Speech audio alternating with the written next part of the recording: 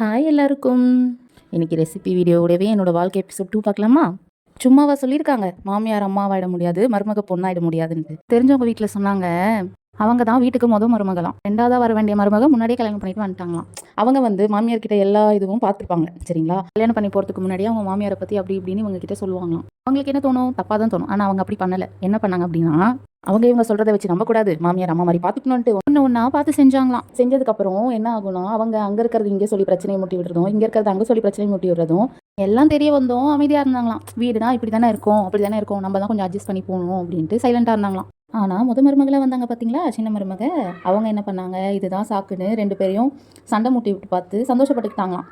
ஆனால் அவங்க மாமியார் என்ன பண்ணியிருக்காங்க, என்ன இருந்தாலும் முதல்ல வந்தவங்களை தானே நம்புவாங்க, அவங்க சொல்கிறத கேட்பாங்க. இவங்க அதுக்கப்புறம் மாமியார் கிட்ட உட்காந்து சமாதானப்படுத்தி, இவங்க அப்படி அவங்க எப்படின்னு சொன்னதுக்கப்புறம் புரிஞ்சிக்கிட்டு அதுக்கப்புறம் சமாதானமாவாங்களாம். இதுலேருந்து என்ன தெரிய வருதுன்னா, மாமியார் அம்மாவும் ஆக முடியாது, மருமக பொண்ணாவும் ஆக முடியாது. பரவாயில்லடா, அப்படி இல்லைனாலும் பரவாயில்ல. யார் என்ன பண்ணாலும் அவங்க மாமியாரை அம்மா மாதிரி பார்த்துக்கணும்னு நினச்சிட்டு இப்போ வரைக்கும் பார்த்துக்கிட்டு இருக்காங்க. அதே மாதிரி கிடைச்சது ஒரு வாழ்க்கை, நம்மளும் சந்தோஷமாக இருந்து எல்லாரையும் சந்தோஷமாக பார்த்துக்கணும். ரெசிபியோட குவான்டிட்டிலாம் டிஸ்கிரிப்ஷனில் ஃபஸ்ட் கமெண்ட்லையும் பின் பண்ணி வைக்கிறேன், பார்த்துக்கோங்க. உங்களை அடுத்த ஒரு எபிசோடில் பார்க்குறேன். அது வரைக்கும் பாய்.